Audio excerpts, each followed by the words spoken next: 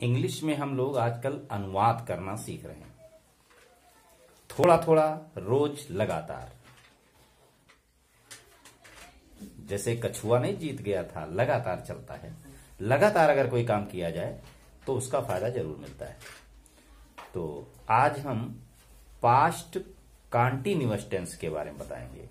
Past जैसे ही last sentence के last में था लिखा हुआ हो, था, थी, थे, ये शब्द अगर हिंदी सेंटेंस के लास्ट में है, ये था हो सकता है, थी हो सकता है, थे हो सकता है, मतलब वाक्य का जो अंत है वो यहां से अगर है तो ये होता है पास्ट। पास्ट माने बीता हुआ, जो हो चुका है, कल था, आज नहीं है। तो जो बीत गया समय होता है, जो भूतकाल होता है, उसको पास्ट टेंस कहते हैं, भूतकाल, है ना। अब उसमें भी कई टाइप होते हैं। फिर आज हम वो बता रहे हैं कि जैसे इस समय कल जो है, जो बीता हुआ समय है, उस समय पढ़ रहे थे।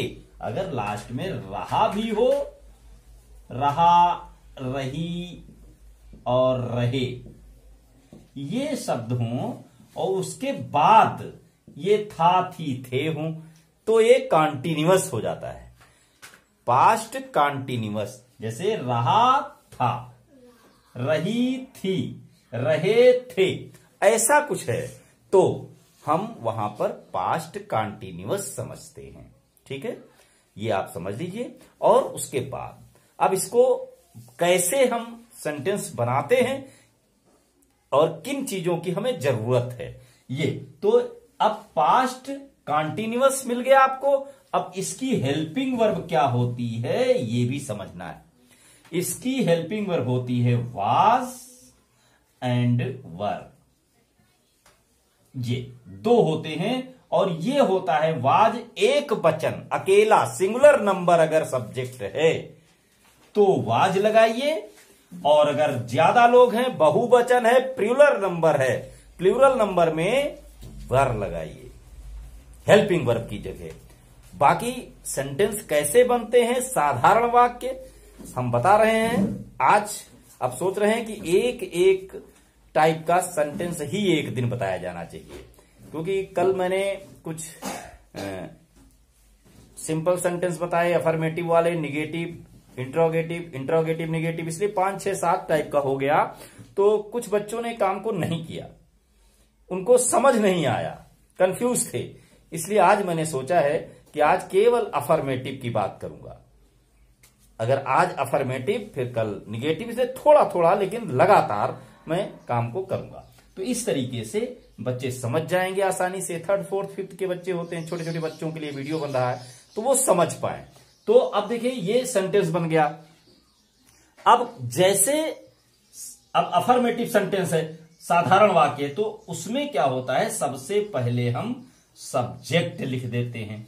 जो वर्क कर रहा होता है वो सब्जेक्ट होता है, और उसके बाद हेल्पिंग वर्ब लिख देते हैं, और फिर वर्ब लिखते हैं, और वर्ब में आईएनजी फॉर्म लगाते हैं।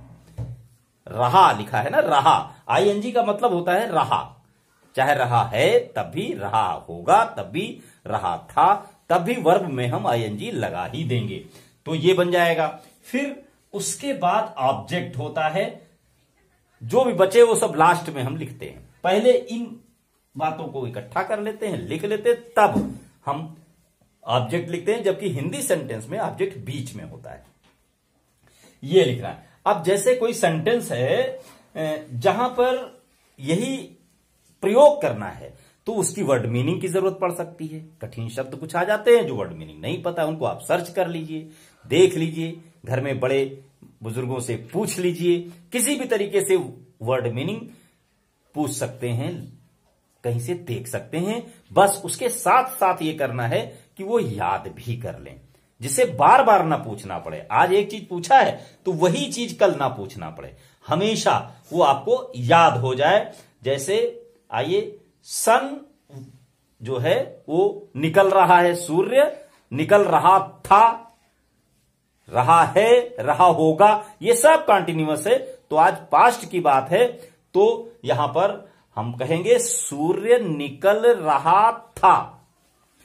लिखना नहीं है किसी को, इस समय सुनना है। बाद में मेरा वीडियो देखने के बाद आप समझें कि मैंने क्या बताया है, फिर ट्रांसलेशन कीजिए। तो सूर्य निकल रहा था, तो सूर्य क्या है? जैसे यहां पर सूर्य निकल रहा था। अब देखिए, रहा था, सूर्य, सूर्य जो है वो सब्जेक्ट है, तो देखिए सब्जेक्ट सबसे पहले लिखते हैं तो सन होता है। और एक चीज मैंने आर्टिकल में बताया हुआ है, ए एन द का प्रयोग। अब वहां पर ध्यान दीजिएगा कि जब कोई अकेला कोई चीज है इस दुनिया में, तो उसके आगे द लगाते हैं, THE दी। कुछ लोग दी कहते हैं, कुछ लोग द कहते हैं।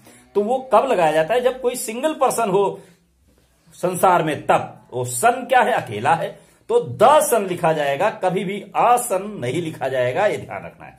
तो सन कहीं भी लिखना है तो द सन। तो यहां सब्जेक्ट बन गया द सन,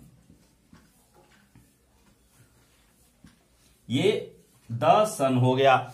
अब कह रहा है हेल्पिंग वर्ब। अब हेल्पिंग वर्ब में एक वचन में अगर एक है, अकेला है कोई चीज, तो वहां पर क्या लगता है?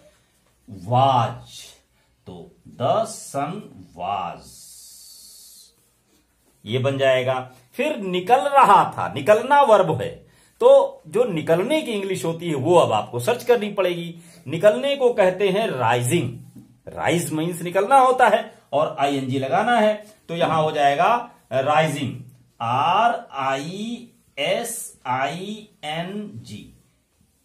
ये राइजिंग हो गया। सूरज निकल रहा था। तो इस तरीके से ट्रांसलेशन आप इंग्लिश में कर पाएंगे। तो आज का काम क्या है?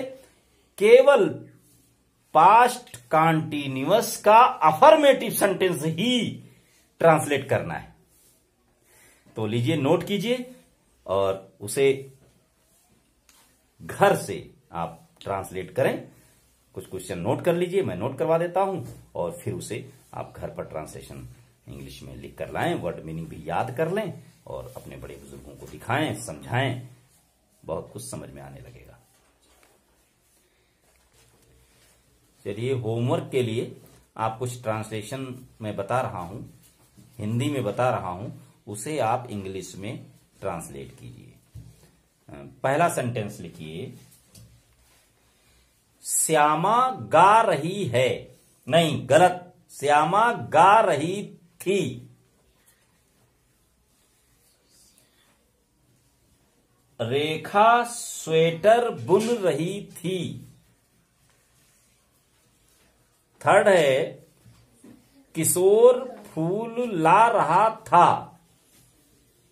तो रख लियो, नहीं